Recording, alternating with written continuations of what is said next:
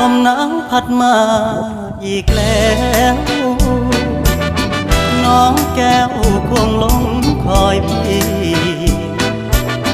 เคยสัญญาให้ไว้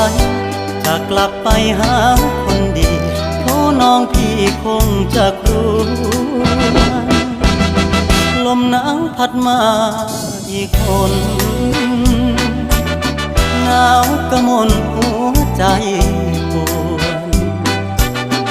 ยามหนาวมาห่างน้องเจ้าคงมองและรำครวญลมหนาวจะหวนกลับไปฟ้าเอ่ยโปรดเห็นฟ้าโปรดเป็นพยานให้ความรักยังไม่คลอนนิรันด